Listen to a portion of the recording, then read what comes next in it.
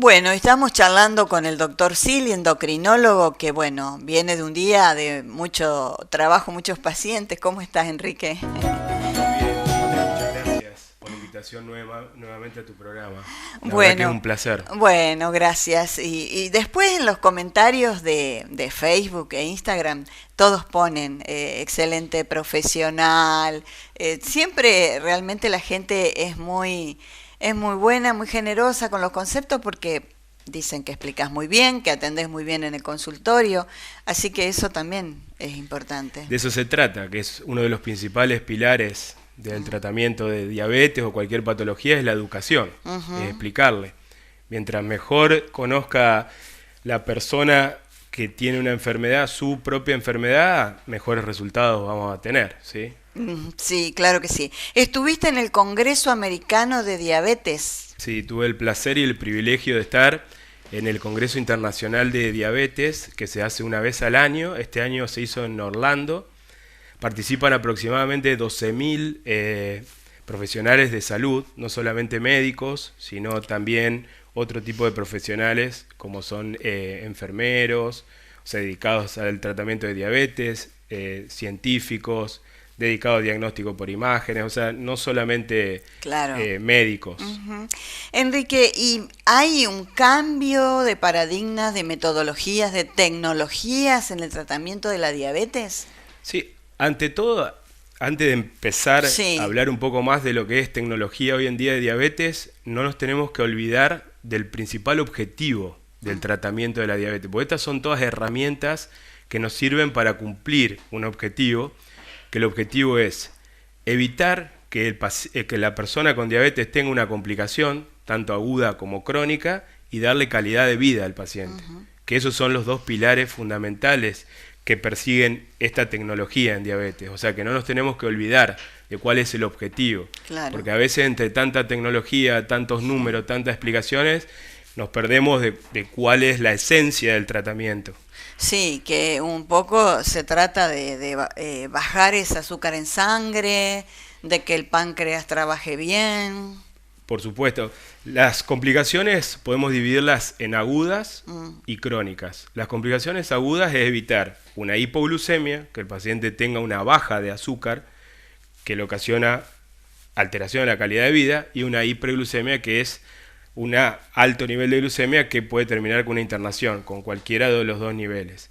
Y las complicaciones crónicas a largo plazo la podemos dividir en lo que afecta a la parte microvascular. Microvascular significa los vasos pequeños, que eso podemos hablar de la neuropatía, que es la ujú. inflamación de los nervios, podemos hablar de la oftalmopatía, que es las lesiones oculares, y el tercer punto que hablamos es la nefropatía, que es la lesión renal. Después nos vamos a lo macrovascular, que es lo cardiovascular, que es evitar un infarto y un ACV, o sea, de la parte cerebrovascular y la parte cardiovascular. Eso estamos hablando a grandes rasgos, que ese es el principal objetivo del tratamiento. Sí, qué tema, ¿no? Yo estaba leyendo antes de venir esta tarde el daño que produce, como vos mencionaste, y cómo el tema de la alimentación, el no hacer una actividad física, el quedarse quieto, cómo Sí, afecta, ¿no? sí, esos son los pilares fundamentales que ya los has escuchado, o Sí. la población, o sea, todo el público le ha escuchado muchas veces hablar de lo que es la alimentación, lo que es la actividad física, la educación y el tratamiento, que son los pilares básicos del tratamiento de la diabetes, que la charla de hoy, para meternos en el tema, es hablar un poco más de la tecnología aplicada Ujú. a las personas con diabetes, que eso lo podemos agrupar en tres partes. O sea, una parte es lo que ha evolucionado la tecnología en lo que es el autocuidado Claro. de los pacientes y la educación. Ujú. Que si hablamos de esta parte, que considero que es una de las más importantes, la educación de las personas con diabetes, es que hoy disponemos de muchas apps, Ujú. de muchas aplicaciones que sirven para que la persona con diabetes se pueda autoayudar. O sea que esto se llama empoderamiento, que la misma persona es la que tiene el poder de decisión, obviamente con el feedback del médico, o sea, Sí. ayudado con el médico, porque esta app está conectada tanto a la persona con diabetes como al médico. Ujú. Hoy hay distintas apps que uno le puede decir, o sea, le sugiere qué comer, de acuerdo a lo que come, cuánto se tiene que poner insulina, o sea, le sugiere, de acuerdo al nivel de glucosa que tiene, qué es lo que tiene que hacer, qué ejercicio, o sea, estos son las apps que nos coachean, es lo que Sí. estamos diciendo, que nos Sí, hacen sí. de coach, Claro, que nos van guiando, ¿no? nos van haciendo una guía. Pero ¿qué pasa si la persona es mayor, es grande, no tiene... ese es el tema, ¿no? Por supuesto Co- que... el celular y la app y Tal por ahí, cual. viste, son grandes Hoy y no. en día va orientado a eso, a apps y tratar de autoayudar, pero cada vez se van haciendo más fáciles, o sea, las apps y no tan difíciles de poder utilizarlas. Hoy en día creo que el uso del celular es masivo, Es o una sea, extensión. y el 90% de las personas, de hecho, o sea, creo que adultos mayores y de todas las edades nos pasamos, o sea, mucho Sí. tiempo justamente con el celular. Sí. Y esto es lo que tenemos que usar como una herramienta, Claro. ya que pasa mucho tiempo con el celular, usarlo como una herramienta para el tratamiento. Sí, hay programas que miden la hipertensión, hablando del celular. ¿Es así? ¿Es tal cual? En cuanto a la hipertensión, no te puedo detallar cuáles son los programas que, o sea, son fidedignos en cuanto a la Claro. medición de la presión, porque pueden tener errores. Mm. Y eso siempre hay que buscar un programa que sea certificado por alguna asociación, por ejemplo, de cardiología a nivel internacional, que certifique esa medición. Porque hay veces que uno se guía, no sé, tiene una app, se mide la presión y le da tanto, y si esa app no está certificada, avalada por el colegio de cardiólogos o alguna asociación de medicina, no es confiable. Claro. Así que eso hay que tener mucho cuidado. Cuidado. Lo mismo pasa con la diabetes. Sí, ahí está el tema de medir la glucosa. Bueno, ese es el otro punto que se ha avanzado en cuanto a la tecnología. Hoy en día lo que existen son monitoreos continuos de la glucosa. Esto quiere decir que ya no se necesita de pincharse el dedo para poder medirse la glucosa, sino que vienen sensores que son parches que se colocan en el brazo, o hay otros parches que se pueden colocar en el abdomen o en la parte del glúteo. Entonces, solamente a veces a través del celular o a través de un lector, uno puede determinar el nivel de glucosa. Ujú. O sea que esto es un avance importantísimo que ya viene evolucionando ya hace un par de años, pero esto cada vez se está como refinando más. ¿Y ese parche queda por unos cuantos días? ¿Cómo funciona? Hay distintos sistemas. Hoy acá en Argentina existen dos sistemas. Uno, el parche dura 10 días y el otro se presentó hace aproximadamente un mes, que el parche dura 15 días. O sea que cada 15 días hay que cambiarlo. ¿Qué nos informa ese parche, ese sensor? Nos informa la glucemia que tenemos en ese momento y nos marca la tendencia. La tendencia significa que hay una flechita que nos marca si la glucemia está yendo para arriba, si está estable o se está yendo para abajo. Entonces nosotros podemos accionar antes para evitar una hipoglucemia o una hiperglicemia. ¿Y eso lo pueden usar todos o aquellos de más riesgo? Generalmente la indicación de un monitoreo continuo es más en pacientes con diabetes tipo 1, que es lo que utilizan insulina en forma continua. También en pacientes con diabetes tipo 2, que utilizan insulina o esquemas intensificados. Ujú. Hoy en día esos son los dos grandes grupos, pero principalmente en pacientes con diabetes tipo 1. También otro capítulo es la diabetes gestacional, que Sí. también hay muchos estudios en diabetes gestacional del uso de estos monitoreos continuos de Ajá. glucosa. Sí. También el tema de la diabetes sumada a la hipertensión, a la obesidad, ahí ya es todo un combo, ¿no? Por supuesto, como he dicho en otras charlas, Sí. o sea, la madre del problema, sobre todo de la diabetes tipo 2 que estamos hablando, es la obesidad. Ah, O sea, que siempre hay que tratar la obesidad. Y la obesidad no es solo la madre del problema de la diabetes, sino también de la hipertensión, de la dislipemia, y esto lleva a enfermedad cardiovascular. ujú. Vos cuando ves un paciente obeso ya como que pensás que tiene diabetes, tiene todas este combo, que es síndrome metabólico.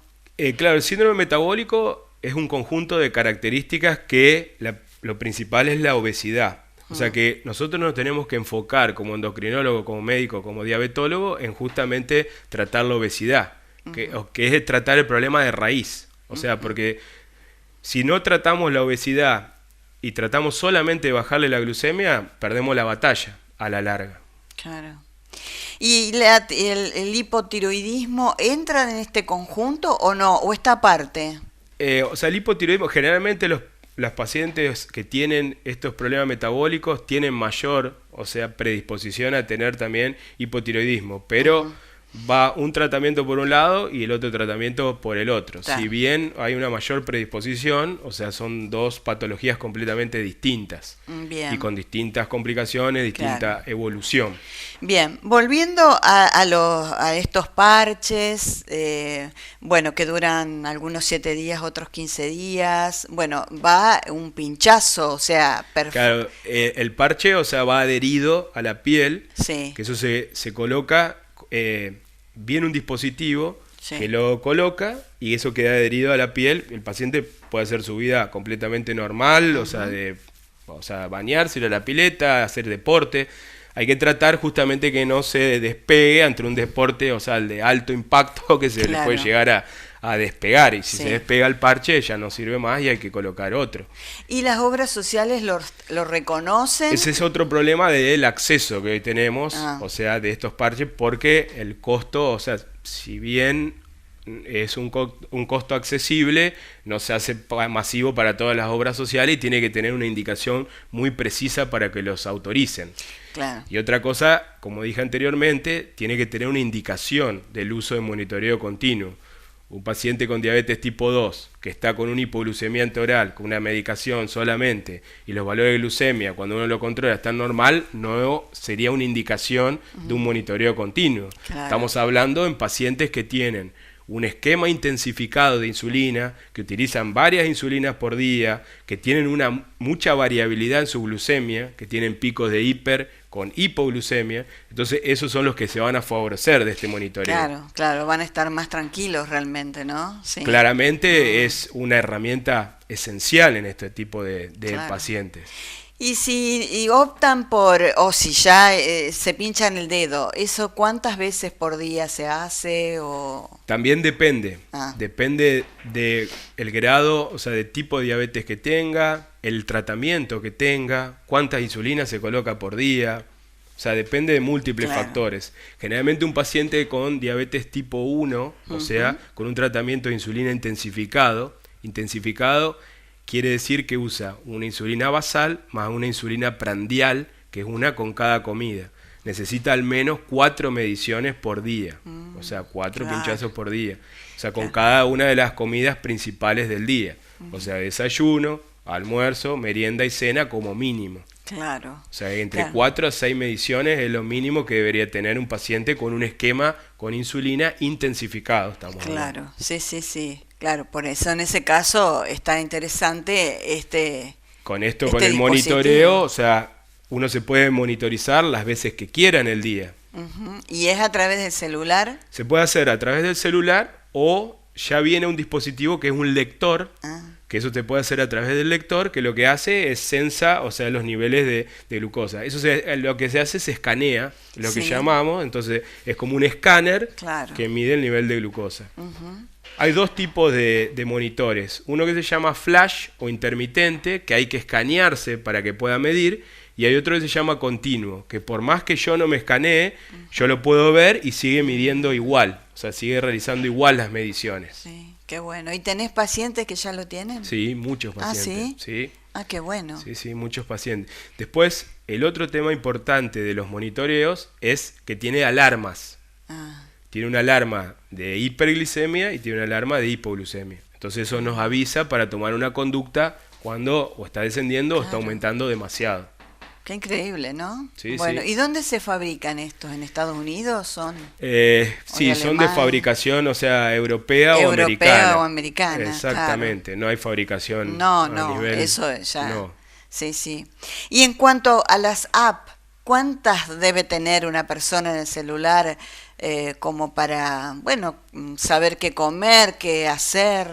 El tema de las apps es una buena pregunta porque hay que ver la empatía o la familiarización que tiene esa persona con las apps. Yo no le voy a recomendar, como dijimos anteriormente, a alguien que no sabe utilizar el celular una app porque va a fallar. O sea, tiene que estar familiarizado en la educación y en este tema, que justamente es parte nuestra eso. Pero hay apps que son más intuitivas y otras que son más difíciles de interpretar. Entonces, eso es nuestra función, de justamente educarlo en el consultorio, ver qué empatía o qué relación tiene con las apps para poderle recomendar una. Porque no se puede recomendar a todos una app. Sí, y bueno, y para completar, porque está tipo 2, tipo 1, la gestacional y la prediabetes. Sí, la prediabetes, o sea, la diabetes es un continuo, se pone un punto de corte que es cuando el valor es entre 100 a 125, es lo que hablamos de prediabetes en una glucemia en ayuna. Y cuando se hace una curva de glucosa a los 120 minutos es una glucemia entre 140 a 199. Eso hablamos de prediabetes, pero esto es un continuo. O sea, no es que el que tiene prediabetes no tiene nada y el que tiene diabetes tiene todo, porque estamos hablando de un punto de corte. O sea, la prediabetes es justamente el tiempo que nosotros tenemos ya para empezar a recomendar y accionar sobre ese paciente para evitar que llegue a la diabetes y que haga una complicación. Claro. O sea que es un punto de inflexión que tenemos y sería la hora de oro sería nuestra como para empezar a tratarlo y a accionar. Claro. Y ahí no empieza, perder tiempo. Claro, el tema de la alimentación, la actividad física y todo lo demás, los chequeos. Absolutamente. Para tenerlo a raya. Bueno, así que bueno, muy interesante esto de los dispositivos, ¿no? Después también, en cuanto al tratamiento, porque eso es en cuanto al monitoreo, que son las mediciones. En cuanto al tratamiento, lo que hay es infusores continuos de insulina, que son bombas de insulina, que justamente le inyectan la insulina o si el paciente, de acuerdo a la demanda que tenga el paciente, si la necesita, la bomba es una bomba inteligente que está conectada vía Bluetooth a un sensor de glucosa y que le comunica cuánto tiene de glucosa. Y esto la bomba hace un cálculo y le emite un bolo según la cantidad de insulina que necesita en ese momento. Esto es los últimos sensores, o sea, los últimos bomba infusores continuos de ya para de no estar pendiente de si me pongo o me tomo la pastillita. Claro, y esto se llama sistemas de asa cerrada o páncreas artificial. Páncreas artificial porque ya hacen todo lo que debería hacer el páncreas. ¿Y eso ya está en nuestro país o todavía no? En nuestro país hay una bomba, un infusor continuo de insulina que tiene ese sistema. Todavía no a nivel más avanzado, que tanto en Europa como en Estados Unidos, ya hay sistemas que uno le dice qué valor quiere tener de glucosa y ya el sistema hace todo. Todavía no tenemos uno tan avanzado, pero sí, o sea, uno que se comunica y nos emite o produce la infusión de insulina de acuerdo a los requerimientos y de acuerdo al valor que tiene, ¿sí? ¿Y la diabetes qué es? ¿Qué tipo de enfermedad es? ¿Hereditaria? Primero es una enfermedad, o sea, metabólica. Metabólica. Y viene generalmente por dos causas. El factor genético es fundamental y el factor ambiental y lo que hablamos de toda la obesidad y los factores de riesgo es el otro factor. Cuando se suman las dos cosas, eso va a diabetes. Se habla mucho del azúcar, como que el azúcar realmente no sirve para nada, que calorías cero, calorías vacías, y que lo estamos ingiriendo, levanta la glucosa en sangre. Sí, no solamente hay que restringir el azúcar, sino la alimentación tiene que ser una alimentación equilibrada. Equilibrada es que el 50% de lo que nosotros consumimos en el día tienen que ser, o sea, verduras, vegetales y frutas. Un 25% pueden ser hidratos y el otro 25% pueden ser proteínas. Esa es la distribución ideal. El azúcar se tiene que tratar de evitar, pero no irse al otro extremo. O sea, nosotros necesitamos una cantidad de azúcar, pero tiene que ser una cantidad de azúcar mínima. Claro. O sea, porque tampoco se puede ir a un extremo de educar, no tiene que comer, o sea, cero azúcar. O sea, algo de azúcar se puede utilizar, como todo, no hay que ser totalitario, ni todo, ni nada. O sea, siempre hay que tratar del equilibrio, y en este tipo de enfermedades metabólicas eso es lo que hay que tratar de lograr. ¿Y es verdad que al paciente diabético le atrae tanto todos los hidratos de carbonos, o es un mito esto de que...? Sí, hay ciertos estudios que lo avalan científicamente, que hay una mayor avidez por el tema de los hidratos de carbono, y hay otros estudios que no, que lo dicen como mito.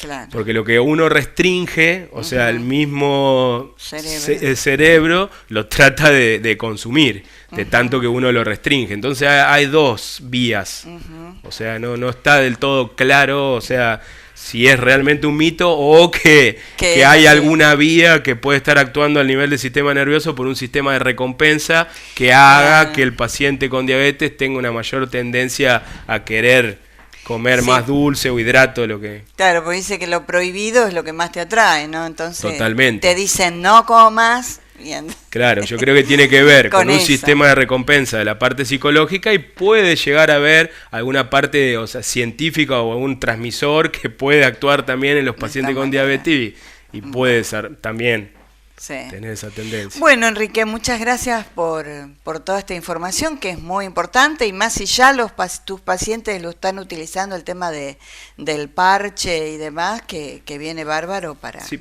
primero, bueno, agradecerte como siempre este espacio, porque es un placer. Y segundo, que no nos tenemos que olvidar que el tratamiento de la diabetes tiene que ser multidisciplinario. Sí. Lo que estamos hablando hoy en esta charla son herramientas, que esas herramientas nos sirven para cumplir un objetivo. Pero no nos tenemos que olvidar de eso. Siempre con nutricionista, con cardiólogos, con oftalmólogos, o sea, con todo. El tratamiento tiene que ser multidisciplinario, o sea, para poder abarcar la diabetes y tratarla como corresponde. Y ese control, bueno, vos me vas a decir que depende de la diabetes que tenga, ¿no? Pero es una vez al año, es cada 6 meses. Eso también depende el control metabólico que tenga el paciente. Si es un paciente que está dentro de los objetivos terapéuticos, se puede hacer un control 2 veces al año. Pero si es un paciente que no está dentro de los objetivos terapéuticos, hay que hacer un control más seguido, una consulta mensual, una consulta trimestral, o se va viendo. Y es fundamental en todo esto, como hablamos antes, o sea, antes de la nota, el apoyo de la familia en todo este tipo de enfermedades crónicas. Es fundamental para poder llevar adelante este tipo de tratamientos y este seguimiento y control, ¿no? Totalmente de acuerdo. Bueno, gracias Enrique por haber venido. No, yo sé gracias. Que tuviste un día bravo hoy, pero bueno, te necesitamos. Muchas gracias por la invitación nuevamente.